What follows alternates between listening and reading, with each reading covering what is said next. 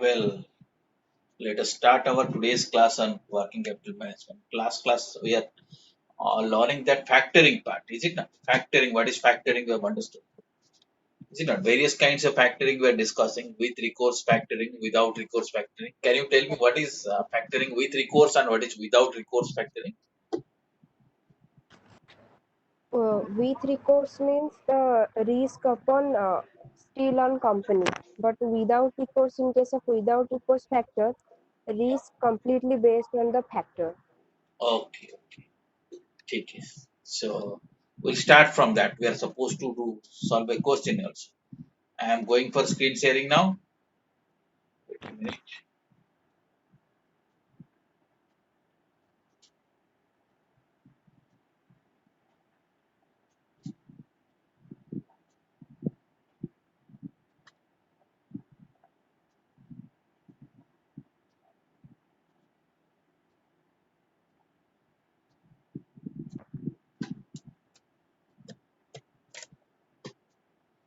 This is the question we are discussing, right? Before that, we have discussed what is factoring, what is with recourse factoring we are talking about. That is, those most of the factoring are generally we find with recourse factoring. That means company must buy back the investors Yes, sir. in case there is any bad debt. If the factory is unable to collect money, then company will buy back those investors which are given to the factory. That is called as with recourse. And without recourse Yes, means the entire fact, risk of bad debt is yes, on the factor. Okay, factor. that context you have understood. We are going to solve this question now. Please read this question. The turnover of Zenith Limited is 100 lakh, of which 72% is on credit. So Debtor are that means allowed. here you see sales is this much 100 lakh. So you have to find out how much of it is credit sales. Remaining portion is Yes, cash sir. sales. Right now, let's proceed. Debtor are allowed 1 month to clear up the dues. Okay, we know credit sale. Then we know one of the Yes, credit sale terms is that in 1 month debtor yes, has to pay. Right. yes, sir. A factoring company is willing to advance 80% of the bill raised on credit for a fee of 1% a month plus a commission of 5% on the total amount of debt. Now factoring company what is offering? Advance 80% of the bill. We have to find out what is the bill in fact. What is the annual sales we can find it out. What is the annual credit sales we can find it out. What is the monthly sales we can find it out. Then 80% of that monthly bill is to be offered. The factoring company is offering a finance of 80% of those bills and it will be charging a In a, fee of 1% plus commission yes, 5%. Right. Now 5%. next. Zenith Limited, as a result of this agreement, is likely to save 48,000 annually in management cost and avoid bad debt at 1% on the credit sale. Okay. So if Zenith company follows this thing, what will happen? It will be there will be cost saving. Otherwise, the debtor management cost was around 48,000 annually. That cost will be saved because now responsibility is with factor. Factor will be incurring that cost, so company's cost will be saved. So that is one more advantage, and it can avoid bad debt of 1%. So bad debt is now become the responsibility of the factor. That means what kind of Yes, refactoring is it? With recourse or without recourse? without recourse. Without recourse. Good. Now next point. The bank has come forward to make an advance equal to 80% of debt at an annual interest rate of 15%. That is another alternative. That instead of factoring, we can go for this bank finance. The bank is ready to give us finance equal to 80% of the debts at an interest rate of 15%. And the question Yes, sir. is, but however, there will be processing fee of 1%. Yes. The question is that would you accept factoring or offer, or we are going to accept the offer of the bank? Whether we'll go for bank finance or factoring? That is the question. Okay. So you have understood the question. We'll solve this question in this particular pattern. I'm showing you a particular format. First, have you noted down some of these key points of this question? Yes, sir. Okay, now let us solve this question quickly. What is the annual credit sale? Can you tell me? 72% of total sale. Yeah, what is that amount? 100 to 72. 72 lakh is the annual credit sale. What is the monthly credit sale? Can you compute divided monthly by credit sales divided by 12? How much? is coming 6 6 lakh. lakh. 6 lakh. Okay. Now, what is Yes, 80% sir. of this? Why 80% we are computing? 80% is given in advance. Okay. So 80% of this is 4 lakh Is 4. 80,000. 4.4. 4 lakh Sir. 80,000 rupees. Factor will give us 80%. And factor will be charging us a fee of 0.01. So 0.01 Yes. or 1% on this 4 lakh 80,000 comes to 4,800 we have to give as Yes. fee to factor. In addition to that, factor will be taking a commission. Commission is on 6 lakh rupees. Okay. At 6 lakh rupees, 5% commission, it comes to 30,000. So total cost of factoring, you can say 34,800. Did you sir understand? फी तो advance amount पे calculate होता है तो फिर commission कैसे You see, 6 lakh के ऊपर factor has taken the invoices of 6 lakh rupees. Commission will be given on this. Fees जी will be sir computed on this. This you have to remember. Fees will be computed on the advance. जी sir okay sir Right? Okay. Factoring commission, factor has accepted all the invoices. Yes sir Right? We have understood the factoring. What happens? Factor takes all this receivable and certain percentage he gives. He gives 80%. Fee will be on 80%. Okay, but commission will be on the entire amount. Yes sir This okay you have sir to remember. So total cost is 34,800 plus there will be cost saving. Cost saving means management cost, 48,000 will be saved per annum. So per month cost saving is 4,000 divided rupees. By 12 4,000 rupees. Okay. Yes sir Plus bad debt. Okay. Now bad debt is the responsibility of the factor. So company will be saving yes this bad debt cost. So bad debt yes percentage sir was 1%. So this was okay. So these two are again cost saving. So the net cost will be net cost of the factoring per month will be how much? 10,000 10,000 will be saving.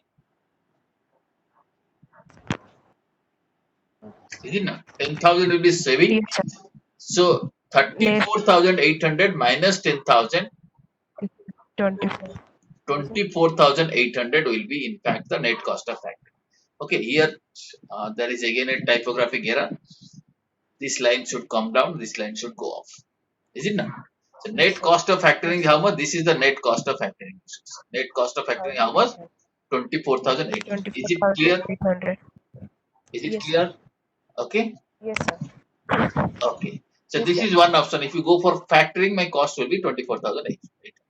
Now, if you go for the bank finance, we have to calculate like this. Bank finance, we have to pay interest. Yes sir Okay. So interest will be 6 lakh, then 80% of that, then 15%. For 1 month, how much it will be?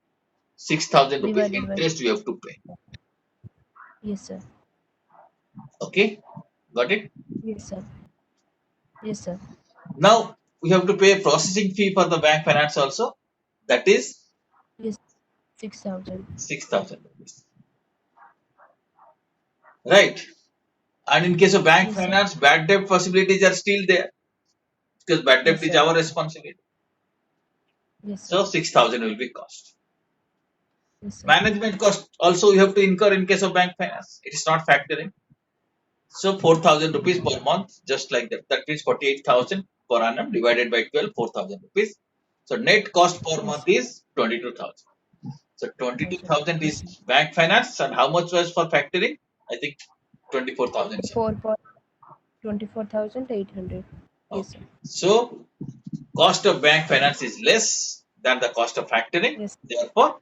company should go for bank finance. Bank. Yes, sir. Okay. Yes, sir. Is it right? Okay. Okay. Yes, This sir. question you can solve. Now we'll see some other, quickly we'll cover some other techniques of controlling working capital. These are mostly theoretical part. Very quickly I will go through these areas. Fund flow statement. So this is one more technique by preparing fund flow statement.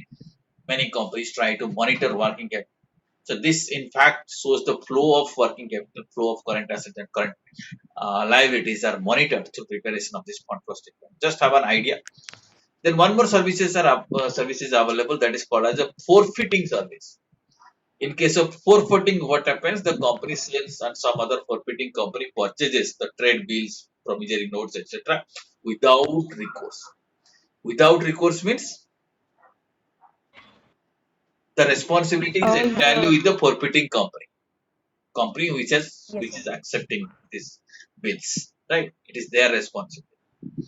The risk of collection problems are fully with the responsibility of the purchaser or the forfeiter who accepts these bills. So in fact, they Yes, sir. purchases these bills. Okay, they purchases these bills without recourse. So it is entirely their responsibility. This is one more kind of service. So Yes, sir. some salient features of forfeiting will be quickly going through. One is most of the cases, most of the time, this forfeiting service happens in international transactions in case of export and import of transaction. The exporter sells and delivers goods to the importer on deferred payment basis. Payment will be received subsequently, but exporter sells and importer imports. Then the importer draws a promissory note or a bill the person was imported. You might have understood, you might have some idea when you have studied this bills of exchange chapter. The importer draws a promissory note or bill because importer has to pay money to the exporter, is it not? He draws a Yes, bill sir. or promissory note. Then the bill, what happens? The bill is guaranteed by a bank. Some banks gives a guarantee on that bill that is bill will be honored. This process of obtaining guarantee is called as the aval. That means bill is aval. Bill is aval means some other bank has given Guaranteed. a guarantee on that case, right? Okay, sir. Then the exporter Yes, sir. enters into a forfeiting agreement with a forfeiter. Exporter has to receive the money, isn't it? Yes, And sir. the exporter has what exporter is having in his hand? Exporter is having a bill of exchange or a Bill. promissory note. So exporter will be entering Yes. into an agreement with the forfeiter, right? The forfeiter may hold these notes and bills till the maturity and make payment to the exporter, Important. right? So this is how transaction happens. There is a concept of forfeiting. Here is one slide is there which talks about the difference between forfeiting versus export factoring. Forfeiting, as I told you, mostly it happens in international transaction and export and import trade. Forfeiting is very popular, but it has got a lot of similarity between cross-border factoring. Cross-border factoring is also similar kind of thing, but there are few differences.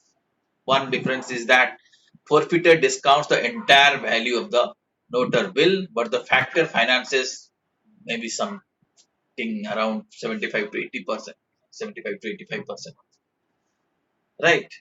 And Is cross-border factory. cross-border factor means international factoring, but two countries are involved. Okay, you can say it's international factoring that is called as the Yes. cross-border factoring or export factoring, Yes, sir. right? The availing bank, which provides an unconditional or irrevocable guarantee, is critical element in case of forfeiting. In case of forfeiting, what happens? One bank offers or banks gives a kind of guarantee. That kind of concept is not there in case of factoring. Forfeiting is a purely financing arrangement, whereas factoring also includes some other administrative one like debtor management, debtor administration, collection, etc. Forfeiting is usually essentially, sorry, factoring is essentially it is a short-term financing. Forfeiting may be a continuous process. It may be spreaded over several a long term, maybe around 5 years. Factor doesn't guard against the exchange rate fluctuation. If there will be some exchange rate fluctuation because of which amount payable increases or decreases, factoring doesn't give any guarantee or give any protection against that. Right? A forfeiter may accept that risk by charging a premium. Forfeiter may charge a premium and accept that kind of risk also. These are few differences between factoring, between forfeiting and cross-border factoring or export factoring. Got some idea? Yes, sir. Okay.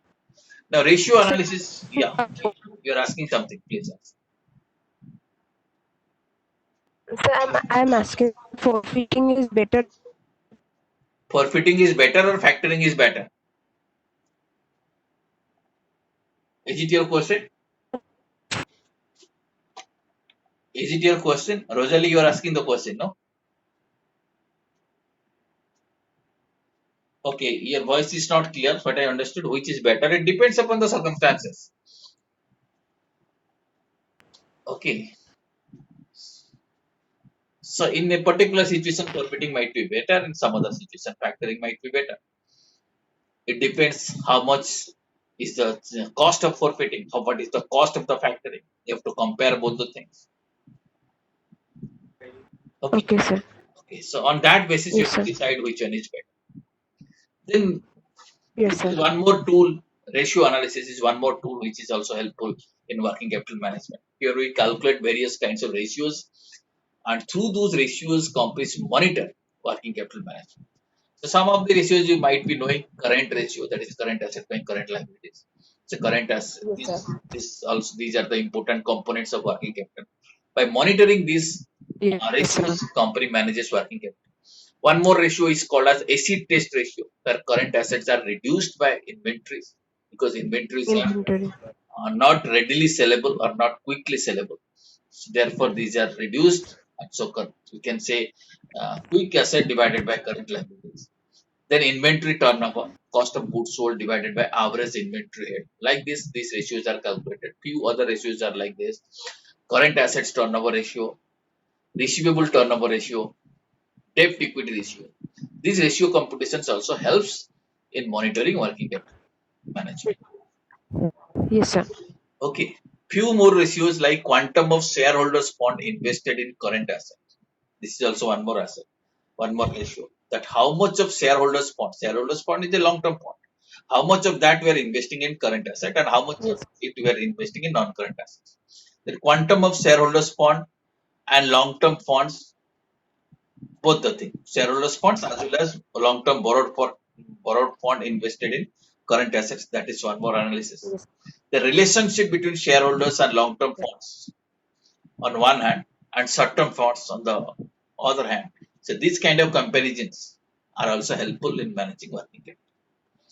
Few innovations have come in receivable management specifically. One is centralization. Many companies do their centralized billing, centralized data management, centralized banking. So this also helps better working capital management. Alternative payment strategies, several kind of strategies are there. Theoretical aspects are like this includes, let us say, online payment, customer oriented receivable management, risk evaluation, to who, what kind of customers we should give credit to, we should make sales on credit.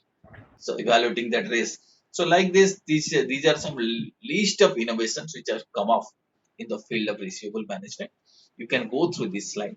E-commerce, account Yes. receivable system. Through all these innovations, it has become easier to manage receivables.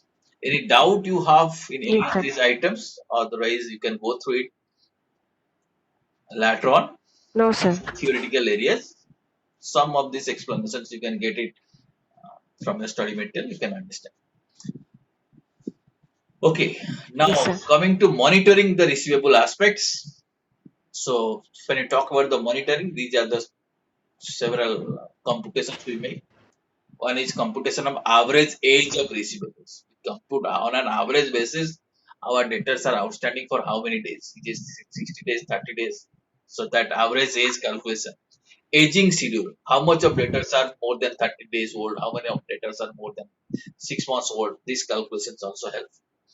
Then certain collections programs are also followed for monitoring the receivables. Right. So receivables are monitored through all these programs. Now coming to management of payables, that is also one more aspect of working capital management. Okay, the payable uh, very quickly and at a very surface level we'll be understanding this thing. Yes, it is not there in your syllabus in your study material, but still we'll cover it to have a complete idea. So Okay, sir. coming to management of payables, it deals with two kinds of cost. First of all, cost of availing credit and cost of not availing credit. When you want to buy something on credit, there is a cost, is it not? Yes, sir. Price, loss of Yes, some sir. goodwill, etc. And if you're not availing credit, still you have got a cost. Okay, we'll be seeing that. We'll be seeing how to compute this cost of availing credit and cost of not availing credit so that a finance manager can take a decision that in which situation one should avail credit and one which situation one should not avail credit. Okay, Yes, sir. right. So managing Yes, payables sir. involves these things. We have to learn who authorizes the purchases of the company, whether the purchase quantities are geared to demand according to the demand whether things are purchased or not, whether order quantities are decided like EOQ etc. are followed or not. Do you know the cost of company as regards to carrying cost? So whether you know the carrying cost, whether the company has thought of some alternative sources of supply, whether suppliers have return policy, the company doesn't want whether our inventory or whatever we are purchasing, whether that can be returned or not, whether the company is in a position to pass on the cost increases. If for some reason cost increases, whether it will be passed on to the supplier, whether the company can charge back the cost of delays, or is it possible to get the things just on time basis. So these are some considerations which are to be kept in mind while Right, right, right. managing the payables. Yes, sir. Right. So here coming Yes, to sir. payable management, here is one formula which deals with computation of NPV of the basis Net credit present granting value. decision. So this is about suppose you want to grant credit, then you need to know what is the net present value of that decision. This formula helps Okay, us to sir. compute the net present value of the credit granting decision. This formula you see P stands for probability, R stands for sales, right? Okay, so Yes. sales into probability meaning we will be getting probable sales. Then we'll discount it with this formula 1 plus R to the power T. That means at the required rate of return it is discounted so that we arrive at the present value of expected sales. This part is the present value of expected Yes, sir. sales. Minus, Yes, sir. minus we find See. what is the cost of investment on sales. Okay, C is the farm's investment on sales. So this is the impact I am finding out what is this is the benefit, this is the cost, right? The present value of that thing we compute. Yes, Then on that basis, we give present value is positive. We may say this credit granting decision is okay. Benefit is more than yes, sir. cost. Benefit will be receiving in future, so therefore they are discounted to arrive at the present value. Okay, so this is one formula which is used to compute NPV of the credit granting Right. decision.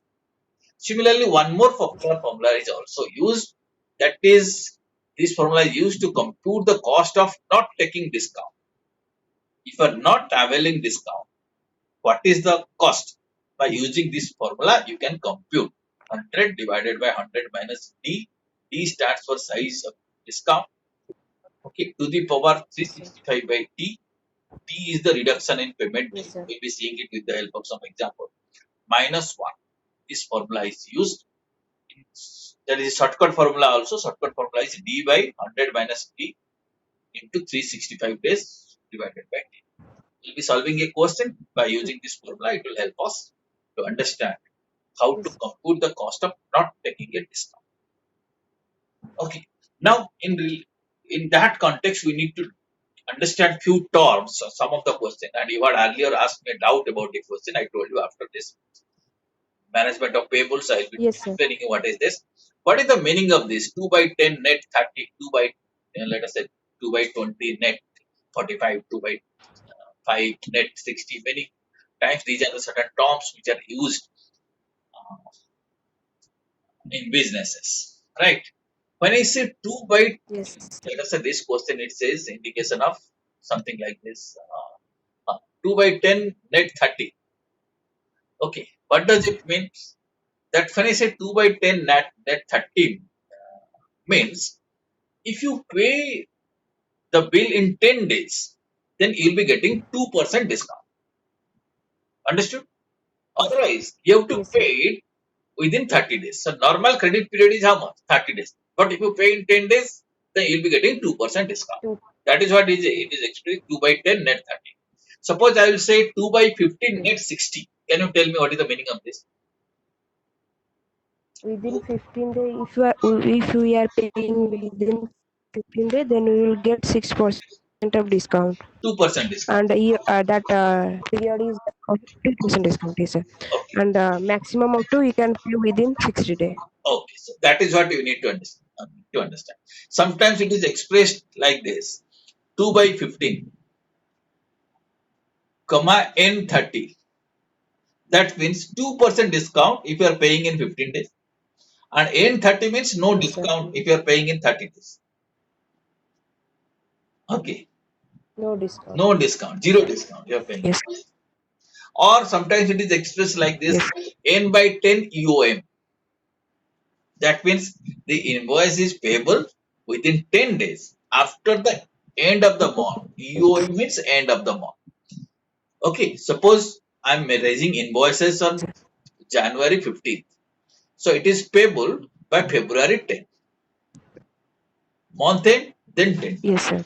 Okay, so these terms we have to familiarize ourselves with this kind of terms so that you can understand the question. And this is the question which you have asked me that 2 by 10 net 60, Yes, sir. what is actually this is indicating? This is a snapshot you have sent me through WhatsApp.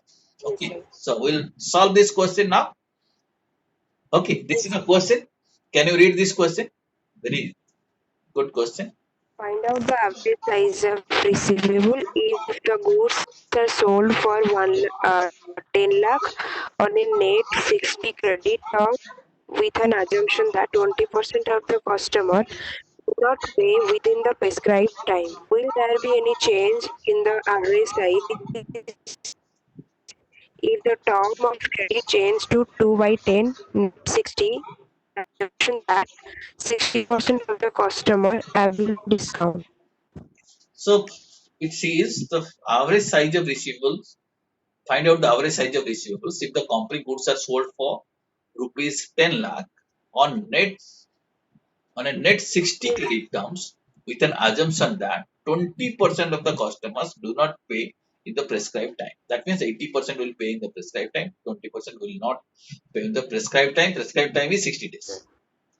Will there be any change in the average Yes, size sir. of the average size if the terms of credit changes 2 by 10 net 60? That means if you pay in 10 days, we will give you 2% discount. Otherwise, you have to pay in 60 days. With the assumption that Yes, sir. 60% of the customer will avail discount. That means 60% of the customers will be paying within 10 days. Yes, sir. Okay, first case we will see what is the average collection period. Normal collection is what? 60 days. Okay, Yes, sir. okay. Normal Yes, credit sir. term is 60 days with an assumption that 20% of the customer do not pay. Yes, sir. Okay, sir ये 60% में payment हो रहा है उसमें discount नहीं है. 60% of the customers avail discount. 60% avail discount करते हैं ना, बाकी 40% के लिए नहीं मिलेगा discount. Now we have calculating नहीं sir. average collection period. Try to understand. Average collection period is 60 days, but since some of the Yes, customers are not paying within these 60 days, so our average collection period is increasing. How many people are not paying? 20%. 20%. So 60 is a collection period. Yes, sir. Again, it will be increased by 20% of the 60 because some people are not availing. So 72 days. Yes, sir. And average size of receivables is, our annual size is how much? 10 lakh 10. divided by 360 into 72 days. So 2 lakh is the. Your question was, I think, Average size of. where from this 20% has come? 20% has come from here. Yes, sir. Okay, 20% of the customers do not pay. So normal credit period is 60. Question is asking what is the average credit period you have to calculate. 60 plus it will be increased by this amount, 72 days. Okay, Yes, sir. now understood this average size of receivable? Yeah, should I repeat? Sir, one question is if we are paying within 10 days, then we will Your 10% voice is discount. your If voice we are is not. paying in 60 days, No, your voice is not clear. Can you please speak again? Sir मैं पूछ रही हूँ कि अगर 10 दिन में दें तो 2% डिस्काउंट मिलता है तो वो जो 60 डे में Okay. Second part you are saying discount 10 दिन में discount देते हैं. Okay, एक minute. Let us go to case 2. Case 2, then we will come to the question. Second case, what happens? We are changing our sales policy. We are saying we will be giving 2% discount if the customer pays in 10 days. Otherwise, net collection period is 60 days. Yes, sir. So average collection period is how much? We are saying 60% of the people are availing this. Yes, sir. Okay, so average collection period is that 10 days, but 10 days only 60% of the customer will avail it. So 0.6 Yes, into sir. 10. Remaining 40% will not avail. So for remaining 40%, Yes, sir. 0.4 is, now this portion you see 60 plus 0.2 into 60. ये जो portion है, this portion is same here. Okay, that means our normal thing, 40% people will go by the old scheme. Old scheme you have already computed 72 days. So 0.4 into 72 Yes, days sir. plus 0.6, only 60% people have 10 days. So totally it comes to 35 days. And average size of receivable is 10 lakh divided by 360 into 35, it comes to 97.22. So if you go for new scheme, our average receivable at any point of time, this much will be outstanding, 97.22. If you go for old scheme, then at any point of time, 2 lakh will be outstanding. So this much amount is blocked here, this much amount is blocked here. So you have to compute the cost. So naturally, case 2 is better here. Yes, sir. Is it not? Understood the question? Yes, sir. Okay. Why we are taking it? Normal collection period is 60, but since 60% of the people or 20% people are not paying in time, so it is increased. So 0.2 into 60, 72 days. This is for 20%. Now under new scheme, what happens? 60 people will pay, 60% of the people will 10 days. So 0.6 into 10 plus 0.4 into old scheme. 0.4 into 70 days. Did you understand this question? Yes, sir. Okay, fine. Similar, one more question is that I am leaving this question for you. You can try at home. A company has been offered credit terms of its supplier of 2 by 10 net 45. It can invest any additional cash for additional 35 days at an annual return of 25%. Bill amount is 10,000 rupees. Decide whether company should avail credit or not, whether it will go for credit or not. How to solve the question? You can Yes, sir. go through this question. Right, later on, you see, company has a choice of paying 98 per 100 in 10 days because 2 by 10 uh, net Yes. 2% discount. what is it says 2 by 10 net 45, right? So Yes, sir. company is paying, if he pays in 10 days you'll get 98 for rupees 100 in 10 days or pay 100 for 100 in 45 days. We'll be calculating what Yes, is sir. the cost of not availing credit. I had shown you that formula. Cost of not availing the credit is, this is the formula, 100 divided by 100 minus 2, 2 is the number of days, Discount. divided by 360, no, to the power 365, 35 minus 1, it comes to 23.5 annually. If company doesn't Sir, pay in 10, yeah, where from that 35? 35 कहाँ से आया? 35 is the additional Three days, 45 days minus 10 days. Okay, sir. Okay, sir. Okay, not it's the additional days company is taking. Yes, sir. Okay, if company does not pay in 10 days, the same 9,800 rupees can be invested further for a period of 35 days at 25% interest. That is what opportunity cost. The cost of refusal of discount is calculated like this: 9,800 into 25%. For the remaining 35 days, it comes to, if you're refusing the credit, the cost will be 235. The net cost of discount will be for 10,000 minus 235, 9,765. Net cost with the discount is 9,800. Yes, sir. Right? Without discount is 9,750. So it is better to refuse discount. 9. I will request you to Yes, go through sir. these questions and solution again. I am not discussing it in detail. Yes, sir. Okay, go through it, try to understand it. This is one more important question. Next question, you had asked a particular question that Yes, sir. how you are computing that gas expenses in the question of 30, question number 13 of 30 of ICSI study. Yes, sir. Right?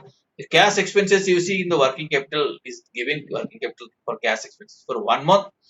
And if you see, these expenses are in fact cash expenses, except raw material which are imported, raw material local for which credits are available.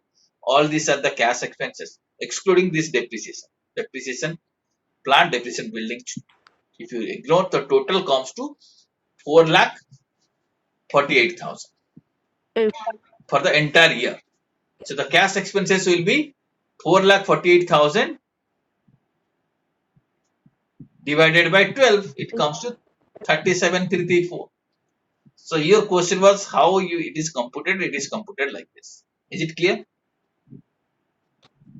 Sir अगर यहाँ पे cash expenses है तो उससे पहले packaging drum पे अलग से लिया हुआ है packaging drum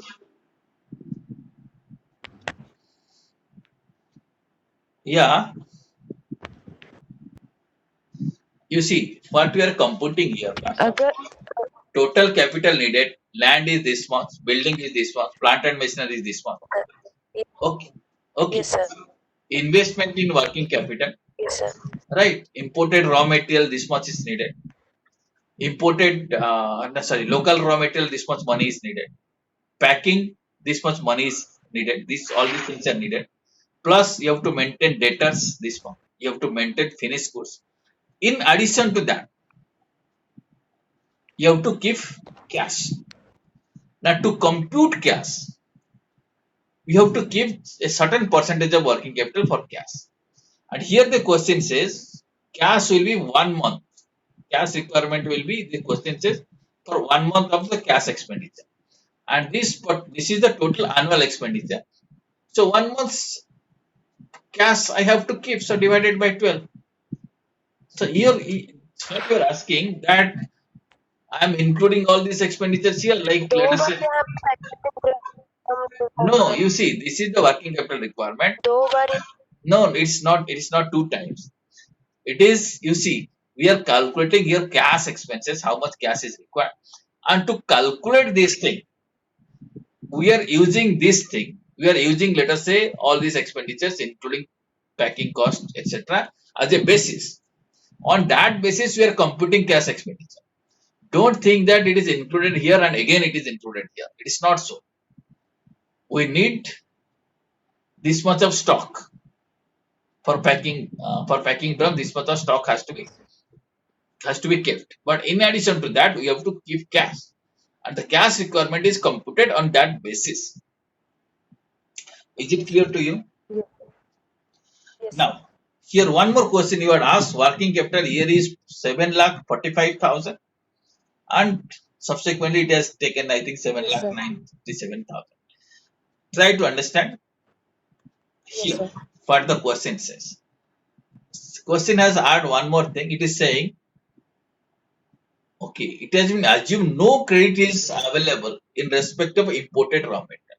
So if imported raw material credit is not available, you'll go back. Here you see when you're calculating working capital, we have calculated here. This is the current asset minus current liabilities means creditors are deducted. We are getting 7,45,000. And when deducting current asset, we are calculating import. Yes, sir. Import this much, local this much. Now let us say credit is not available on import. Then how much to be deducted? Yes. Only 6 Only lakh the 26,000 divided by 12. So here instead of 1,06,033, it should be 52,166. yes, sir. Now ultimately we will be getting, if you deduct these things, we will be getting 7,99,000. So what I feel, it should be 7,99,000. It has taken 7,97,000, which may be a typographical error, which I feel. You check, there will be some other error, but I feel this is a typographical error. It is not 7.97, it should be 7.99. Okay, understood. That you please check if there is some other error or it's a typographical error. But you have to compute it like this. If no credit is available in respect of imported raw material, how to do it? Is it clear? Okay, coming to Yes, sir. last few things about financing of working capital. So various sources are there. Some sources are called as spontaneous sources like trade credit, or you will be purchasing some things in credit. So trade credits, bills payable, accrued expenses. So these are some spontaneous sources. Suppose you have to pay salary to the staff.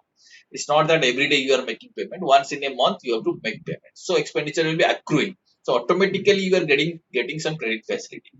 Bills payable, your suppliers will be giving you bills and you will be paying in time. So these are some credit facilities will be spontaneously available to you. But some negotiated sources, you have to try and avail these sources like intercorporate loans, commercial papers, funds generated from operation, public deposits, bill discounting, factoring, forfeiting. All these things are the negotiated sources through which you will be able to finance your work. Plus bank sources, cash credit, overdraft, bill discounting, bills acceptance, okay, letter of credit, bank guarantee, these are some more sources of financing. Okay, are you getting? Yes, sir. So with this, we are going to close this chapter, working capital management. Okay, right? You have Yes, sir. any other query? No, sir. No, sir. Okay, then thank you very much.